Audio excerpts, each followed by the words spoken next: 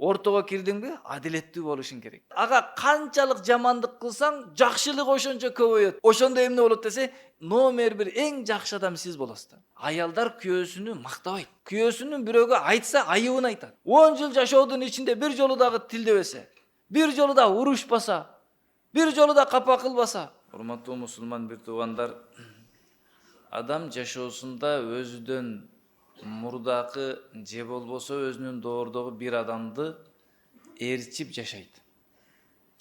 Өзүнүн кийимини, жүргөнүнү, сүйлөгөнүнү, өзүнүн дене мүчөлөрүндөгү баягы карай турган чачыны деп коелу, башка нерселеrini окшоштуруп бирөөгө ээрчип жашайт да. Бирок ошол кимди ээрчийт? Кайсыл инсан кимди жана анын жашоосун сүйсө, ошону ээрчийт экен. Ошол үчүн адамдар түрдүү адамдарды ээрчип жашайт. Бир адам пайгамбар алейхиссалату вассаламды ээрчип жашайт. Өзүнүн кулк мүнөзүн, ахлагыны, жана ошондой эле сырткы келбетини, жана ошондой эле ал адамдын ойлонушун, пикирин, жашоосуну ээрчитет. Пайгамбар алейхиссалам жашагандай жашаймын дейт. Ал эми бир адам Фираунду же болбосо Намрудду ээрчип алат. Карап көрсөк жашообузда чачыны бир түрдүү кылып, тегиздеп, прическа кылып алгандар болот. Анын чачыны карасаң кимге окшойт? Жашоодогу дагы бир адамга окшойт. Же болбосо бир адам денесине жаздырып алган, сүрөттөрдү тарттырып алган. Неге сен ушундай кылдың десе, баланчы да ушундай бар экен, ошонуку жакшы экен. Ошол адамды жакшы көргөндүктөн, ошол адамдын жашоо образын жакшы көргөндүктөн эмне кылып атат? Ошолорду ээрчип кетип жатат да. Ошондуктан урматтуу мусулман бир туугандар, мындай деген жашоодо бир эреже бар. Ким жакшы көрсө, ошону ээрчип, ошого окшоп жашайт да. Ал адам мындан алыс болсун, бул доордон мурдакы доордо жашаган болсун, айырмасы жок, ошонун образын кийет. Ошонун стилиге өтөт. Ошого окшоп сүйлөйт. Ошого окшоп ойлонот. Басканын кыймыл аракетин ошого окшоштурат да. Бирок урматтуу мусулман бир туугандар, маселе бул эмес. Маселе ошол биз окшоткон, өзүбүздү окшоткон адам, биз сүйгөн адам эл жерине пайдалуу инсан болгонбу? Же эл жерине зыян келтирген инсан болгонбу? Андан да зарылы эртең кыяматта ал инсан Алланы разы кылгандардын катарында болобу, же Алланы наразы кылгандын катарында болобу? Эгер ал инсан Алланы наразы кылгандардын катарында болуп калса, ага окшогон сиз дагы ошол катарда болуп калышыңыз мүмкүн да. Эгер биз ээрчиген адам Алланы разы кылган болсо, биз аны ээрчип ага өзүбүздү окшотуп, аны сүйүп жүргөндүгүбүздөн биз дагы Аллах Тааланы разы кылган адамдардын катарында болуп калабыз. Алланын уадасы ошондой да. Ошол үчүн урматтуу бир туугандар, пайгамбар алейхиссалату вассаламдын алдына бир канча адамдар келип, биз Аллах Тааланы жакшы көрөбүз, Алланы сүйөбүз деди да. Бардык адам айта алат экен тили менен, мен Алланы сүйөм, Алланы жакшы көрөм депчи. Бирок Алланы чын жакшы көрүү бул тилдин иши эмес, ал жүрөктүн иши да. Тил башкача айтып коюшу мүмкүн экен да. Ошондо не кылып пайгамбар сам унчукпай калгандан кийин пайгамбар сама вахий келди. Айткын ушуларга. Эгер силер Аллах Таала аят түшүрүп атат. Кул айткының. Эгер силер Алланы сүйсөңөр, Алланы жакшы көрсөңөр, анда мени ээрчигиле депчи. Демек, ким Алланы жакшы көргөн болсо, Алланын элчиси пайгамбар алейхиссалату вассаламдын өрнөктүү жашоосун ээрчийт экен да. Ушул аят чечүүчү аят экен да. Кимдин жүрөгүндө Алланын сүйүүсү бар, кимдин жүрөгүндө башканын сүйүүсү бар, ушул аят чечет экен да. Эмне кылат экен? Эгерде силер Алланы жакшы көргөн болсоңор, анда мени ээрчигиле деп айтып кой. Жарайт, биз пайгамбар алейхиссаламды ээрчисек эмне болот? Алла силерди жакшы көрүп калат. Юхбибкумулла, Алла силерди сүйөт. Пенде болуп, пендечиликтен кеткен каталарыңарды кечирет деди да. Ошол үчүн жашоодо бирөөдүн образын алып ээрчиш үчүн аны сүйүш керек да. Сүйө албаса ээрчие албайт. Пайгамбар самды жакшы көрбөсөк, пайгамбар самга жүрөгүбүздөн сүйүү болбосо, жашоосуна сүйүү болбосо, ээрчие албайбыз да. Ээрчиш үчүн эмне керексе, мухаббат керек экен да. Сүйүү керек экен да. Ал эми пайгамбарымды жакшы көргөн болсоң, макул мындан канча кылым мурда кетпесин, бирок пайгамбарым ар бир жашоо сага сүйкүмдүү көрүнө берет. Ар бир нерсеси чындыгында пайгамбарымдын жашоосу үлгү жашоо да. Ошол үчүн бир окуяны айтат. Ашраф Али Тануи рахматуллахи алейхи өзүнүн досунун окуясын айтып берип атат да. Досум базарга кирсе дейт, улгайган бир кемпир кармап алып баягы досумду жүр менин үйүмө конокко бар деди дейт. Акыры ыйлап туруп алганда макул деп конокко барыптыр. Ошол базардын жанында жашайт экен, үйүнө апарып ушундай сыйлап, урматтап конок кылыптыр. Ал эжени тааныбаймын, кемпир эжени тааныбайм дейт. Бирок эми улгайган эже.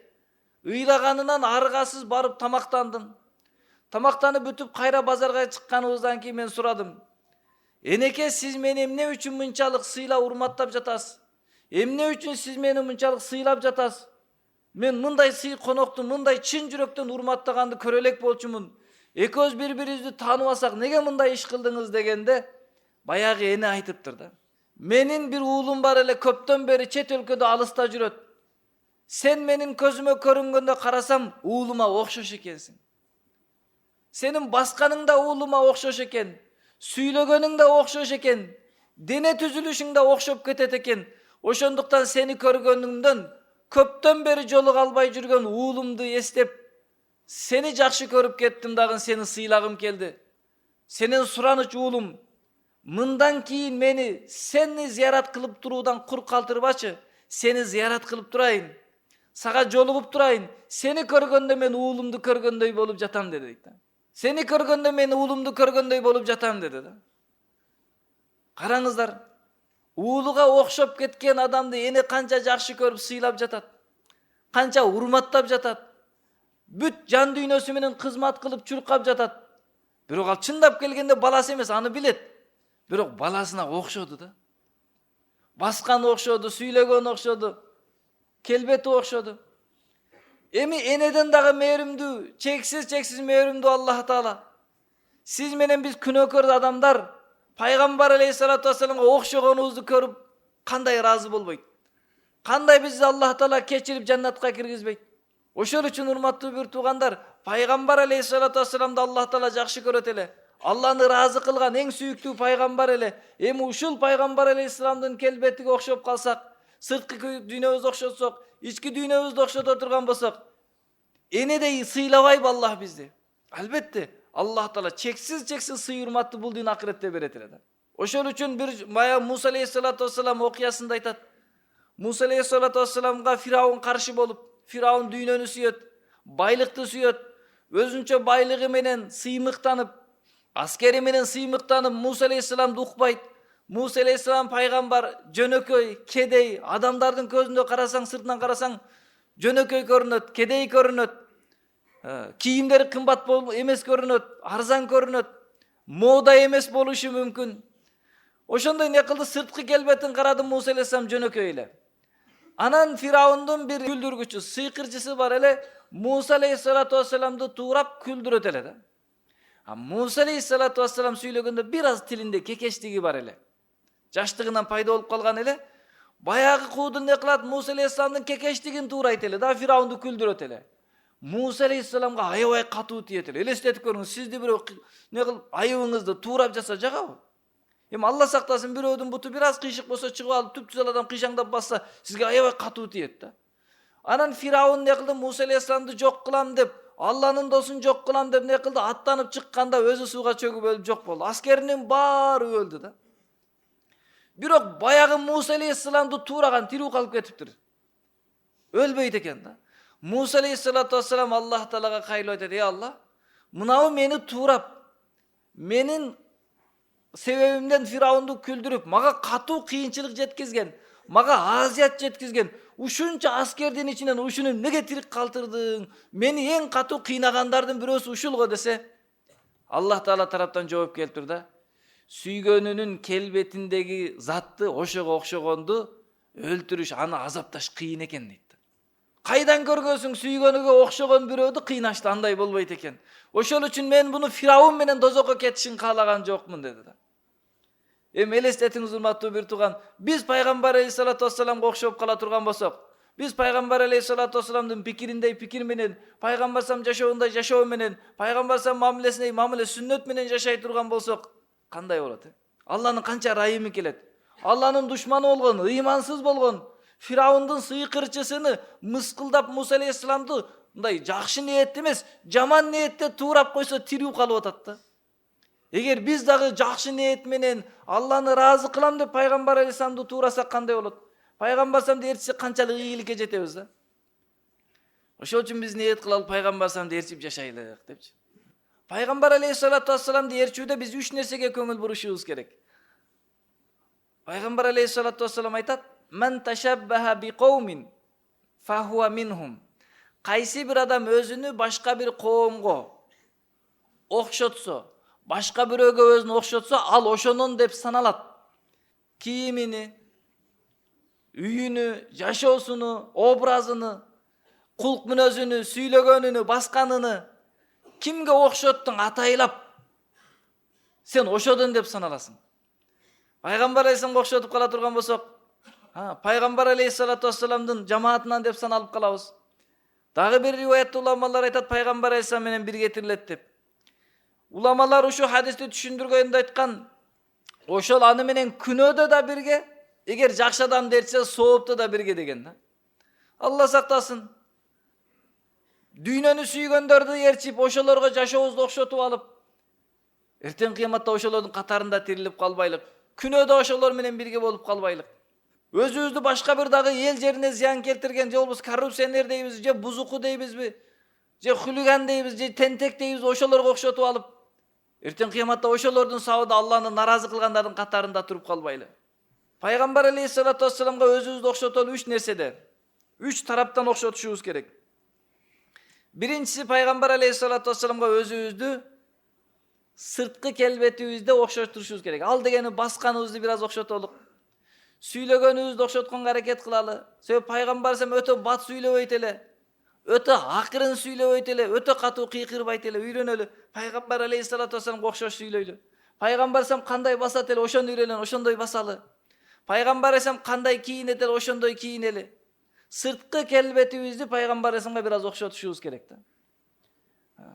Сизди бирөө көргөндө карап туруп, мисалы, пайгамбар алейхиссаламга окшош экен дегендей, бир диндар, бир Алланы ыраазы кылам деген инсанга окшош экен деп элестетиш керек экен да. Сырткы келбетин окшотсо эмне болот десе, ички дүйнөсүгө таасир берет экен да. Кааласаң да, каалабасаң да таасир берет да. 3 нерседен окшотуш керек. Биринчиси сырткы келбетине. Албетте сырткы келбет дегенде биз азыр айткан кийинишибизди, башыбыз, сүйлөшүбүздү, образдарыбызды окшотуу. Ал эми дене келбетибизди, жүз түзүлүшүбүздү окшото албайбыз. Аллах бизди ар түрдүү кылып жараткан, башка бирөөгө өзүбүздү окшото албайбыз анда. Ал жерде талап кылынган нерсе жашоодун образы, кийинүүдүн, басуудун, сүйлөштүн образын пайгамбар алейхиссаламга окшотуш керек да. Экинчиси ички дүйнөбүздү, кулк мүнөзүбүздү, ойлонушубузду, пикирибизди, мамилебизди оңдошубуз керек. Пайгамбар салам кандай кылган? Пайгамбар салам улууларды кандай сыйлаган, кичүүлөрдү кандай урматтап, иззаттаган, ата-энени кандай сыйлаган, жаштарды кандай мамиле кылган, кошунага кандай мамиле кылган, бүт ушул жашоодо үйрөнүп биз ошол кулк мүнөз менен жашашыбыз керек. Пайгамбар алейхиссалату вассаламдай сабырдуу, кечиримдүү, жамандык кылганга не кылган, жакшылык кылган инсан болуш керек да. Канчалык жамандык кылса, ошончолук жакшылыгы көбөйүш керек. Пайгамбар саллаллаху алейхи вассаламдын кулк мүнөзү ушундай эле Тавратта жазылган экен да. Бул Мухаммад деген акыркы үммөттүн пайгамбары келет, ага канчалык жамандык кылсаң, жакшылыгы ошончо көбөйөт дейт. Канчалык жамандык кылсаң, ошончо жакшылыгы көбөйөт. Жүзүнөн карасаң чынчыл экенин билесиң. Бул Меккеде төрөлүп Мединага көчүп келет, бүт сыфаттарын окуйт дагы, бир жөөттөрдүн аалымдары окуйт дагы. Пайгамбар алейхиссаламды биринчи көргөндө бардык сыфаттарын таап, бир эле сыфат калып калат да. Жамандык кылсаң, бул жакшылык кылат деген сыфатын таппайт. Эми сырттан карасаң көрүнбөйт да. Анан токто дейт. Мен ушуну тактап көрөйүн деп пайгамбар алейхиссалам жанына бир кедей адамдар келип суранып калды, бизге бир кичине тамак аш керек эле дегенде, айтып калды баягыда, менде курма бар, берейинби деди. Макул деди. Паланчанчы күнү кайтарып бересиз. Жарайт, келишим түзүлдү. Курмасын алып баягы адамдарга бөлүп берди. Баягы айтылган күн келе элек баягы жөөттү келип алдагын эме кылды, пайгамбар саламды сахабалардын алдында кыйкырып урушуп баштады. Сен айткан убадаң аткарбайсың, Алгандан кийин кайта бербейсиң. Сен эмес, сенин ата бабаң, сенин урук тукумуң бардыгың ушундай бузукусуңар тикинде аябай жаман сөздөрдү айтты. Сахабалар чыдабай кетип, Умар радиаллаху анху кыйкырды, токто депчи. Умар радиаллаху анху пайгамбар алейхиссалату вассалам үчүн ар дайым тик турган, жанын берген сахаба эл айтты. Токто деди. Катуу кыйкырып баягы адамды токтоткондо пайгамбар сам Умар радиаллаху карап, Умар деди. Ачуусу да келген жок да. Умар деди. Сен туура эмес кылдың деди. Неге десе, сен мынтип кыйкырып тиги адамды коркутпашың керек. Сен ортого кирдиңби, адилеттүү болушуң керек. Мага айтпайсыңбы? Мухаммад, алгандан кийин бер да дебейсиңби? Тиги кишиге айтем, акырыныраак сурасаң болот эле, акыңды сурап атасың, акырыныраак сурасаң болот эле деп айтсаң болмок. Сен антип коркутпа бирөөнү деди да. Болбосо адепсиздик кылган баягы адам. Анан пайгамбар алейхиссалату вассалам эмне деп баланчынын курмасын сурады дагы бирөөдөн. Ошол жерде курма бар, Умар сен өзүң барып алып бересиң деди. Жанагы коркутуп аткан, ачуусу келип аткан адамга өзүң кызмат кылышың керек. Үстүнө ушунча кошуп бересиң деди. Баягы адамды ээрчитип барып Умар радиаллаху анху берди өзүнүн акысын үстүнө кошуп бергенде сурады. Неге кошуп берип атасың деди. Пайгамбар алейхиссалату вассалам айтты, кошуп бергин үстүгө жакшылык кылгын деп айтты. Сен коркуттуң буга, кыйкырдың, ошол үчүн кошуп бер деп айтты. Өзүмдү кызматчы кылып жөнөтүп койду деди. Баягы жоот алган жок, ошону таштады дагы түз пайгамбар алейхиссаламга келди, мен мусулман болом деп пайгамбар алейхиссалам колун кармап мусулман болду. Эмнеге бул мамилени кылганымды айтып берейинби? Себеби Тавратты окуганда канча жамандык кылса, ошончо жакшылык кылат деп жазылган эле. Мен бүт сыфаттарын таптым дейт, бирок ушул сыфатын таба албай калдым сизди көргөндө. Анан атайын мамиле кылып көрдүм. Канчалык сизге жаман сөздөрдү айттым, бир жолу ачууңуз келген жок. Тескерисинче мага жакшылык кылып, кошуп берип жатпайсызбы деди. Ошол үчүн пайгамбар саллаллаху алейхи кулк мүнөзүн үйрөнүшүбүз керек. Пайгамбар саллаллаху алейхи кулк мүнөзүн үйрөнгөн инсан эмне кылат десе, нафсисү үчүн бирөө менен душман болбойт да. Нафсисү үчүн бирөөгө не кылайт? Капаланбайт, араздашпайт да. Экинчиси пайгамбар саллаллаху алейхи кулк мүнөзүн үйрөнүшүбүз керек. Үчүнчүсү пайгамбар алейхиссалату вассаламдын мамилесин үйрөнүш керек. Жандуу жаратылыштарга, жансыз жаратылыштарга, акылдууларга, ата-энеге, кошунага кандай мамиле кылган? Мына ошондой болушубуз керек да. Ошондо эмне болот десе, номер 1 эң жакшы адам сиз болосуз да. Эң жакшы адам сиз болосуз. Айшенебиз мактап жүрөт. Урматтуу бир туугандар, аялдар күйөөсүнү мактабайт. Күйөөсүнүн бирөөгө айтса, айыбын айтат. Кет жок, келбей калды, анан мындай, биздики эч нерсеге жарабайт, иштебей жата берет, шундай айыбын айтат да. Эми элестетип көрүңүз, 1-2 аялы болуп калсачы. Андай жакшылыктын эч качан айтпайт да. Пайгамбар алейхиссалату вассаламдын жубайлары бар эле, бир канча. Ошондо мактанып Айшенебиз айтып атат, пайгамбар алейхиссалату вассаламдай ата жок ааламда депчи. Бир жолу урган жок, бир жолу тилдеген жок. Элестетип көрүңүз, пайгамбар салам менен жашаган жылдарын санасак 10 жыл жашаган болсун дейли. 10 жыл жашоодун ичинде бир жолу дагы тилдебесе, бир жолу да урушпаса, бир жолу да капа кылбаса, аял затынан сөзсүз эркелик болуп турат. Пайгамбар алейхиссаламга бир канча жолу эркелегендиги, анча-мынча пайгамбар алейхиссаламга эркелегендиги хадистерде келет. Бирок пайгамбар салам ачууланган жок, урган жок, урушкан жок. Кандай мамиле кылып атат? Ушуну үйрөнүшүбүз керек да. Балдарына, неберелерине кандай мамиле кылып жатат? Ошону үйрөнүшүбүз керек. Ошол мамилени үйрөтүшүбүз керек башкаларга. Не болот? Эң ахлактуу, эң чырайлуу, эң мактоодогу адам болобуз да. Пайгамбар салам да Айшенебиз мактап атат. Пайгамбар салам кулк мүнөзү Куран эле. Куран кандай сыфаттарда жазылса Куранда, пайгамбар салам ошо Курандагыдай жашайт эле депчи. Сахабалар аракет кылат эле пайгамбар алейхиссаламга окшош басканга. Пайгамбар салам кандай басса, ошондой басалы деп аракеттенет эле. Кээде жаңы бир мусулман болгон адам келип пайгамбар алейхиссалату вассаламга келгенде сахабалар мурса тааныбай калат эле. Мухаммад ким болот?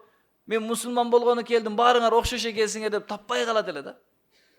Сахабалар ошончолук пайгамбар алейхиссаламга окшошуп алат эле, сырткы келбеттерин окшоштурат эле. Ошол үчүн урматтуу бир туугандар, ниет кылалык.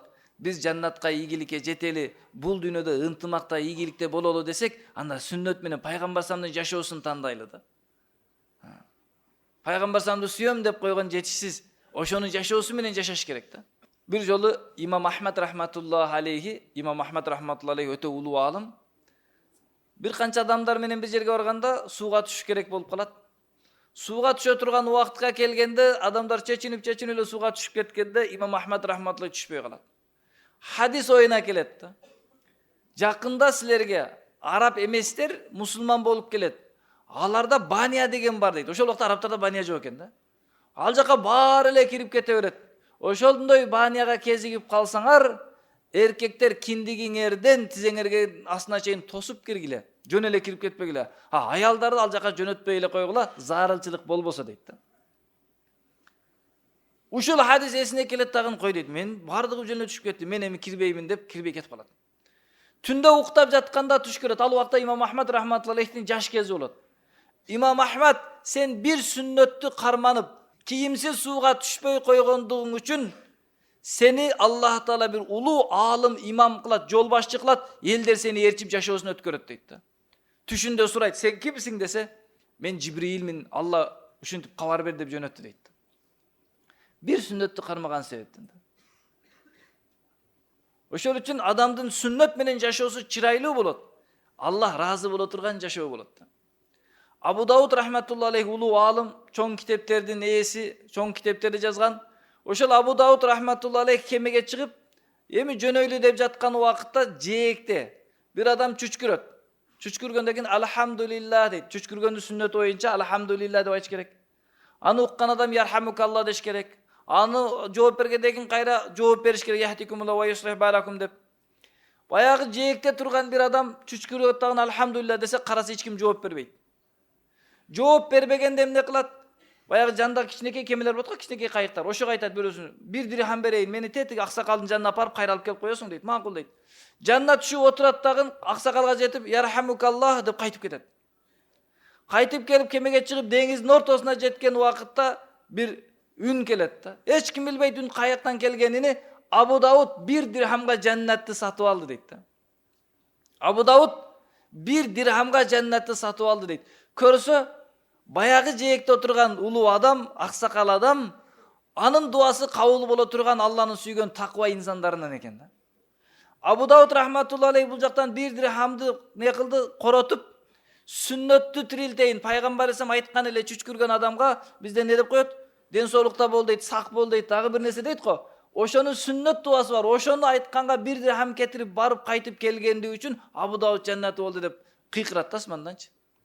Ошол үчүн урматтуу бир туугандар, биз сүннөт менен пайгамбар алейхисаламдын үлгү жашоосуну жашоо туталы.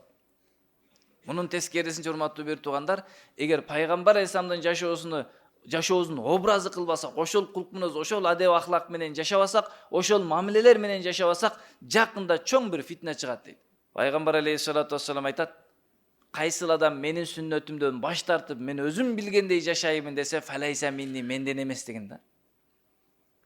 Ал менден эмес деп айткан да. Жана ошондой Аллах Таала Кур'анда бир аятында айтат: "Фальяхзариллазина юхалифуна ан амри", эскерткениң пайгамбардын жашоосуна, буйругуна каршы жашагандарды антусибахум фитнатун, жакында өлө электе жер бетинде бир фитнеге кабылат. Ау юсибахум азабун алим, же сыздатуучу азапка кабылат кыяматта дейт. Эмне үчүн? Эгерде биз пайгамбар саламдын адеп ахлагын бербесек, бала атаны сыйлабайт, аял күйөөсүн сыйлабайт, күйөөсү аялын сыйлабайт, баласына тарбия бербейт. Натыйжада не болот десе, үйдүн ичинде фитна чыгат, бири-биринен капа, бири-биринен наразы болот. Эмне үчүн? Үйдүн ичинде пайгамбар алейхиссаламдын адеп ахлагы жок. Ошол үчүн урматтуу бир туугандар, сиздер менен биздер бардыгыбыз аракет кылалы пайгамбар саламдын 3 түрдүү сүннөтүн ээрчигенге. Биринчиси, пайгамбар саламдын сырткы жашоо образын алганга, кийинүү, басуу, сүйлөө, кыймыл аракет образдарын. Экинчиси, ички дүйнөсү, кулк мүнөз адеп ахлагыны. Үчүнчүсү, пайгамбар алейхиссалату вассаламдын мамилеси, эл менен, туугандар менен жана башка жаратылыш менен, жансыздар менен, жандуулар менен болгон мамиле. Пайгамбар салам жада калса, атка кандай мамиле кылуу керек, итке кандай мамиле кылуу керек, ошонун баарын үйрөтүп кеткен да. Ошонун баарын үйрөнүп, пайгамбар саламды туурап, ошого өзүбүздү окшото турган болсок, Аллах Тааланын райымы келет, бизди жакшы көрөт, жана биздин күнөөлөрүбүздү кечип, Аллах Таала пайгамбар алейхиссалам менен биргеликте бизди жаннатка киргизет. Аллах баарыбызды ушул сүннөт амалдарга бекем кылган болсун.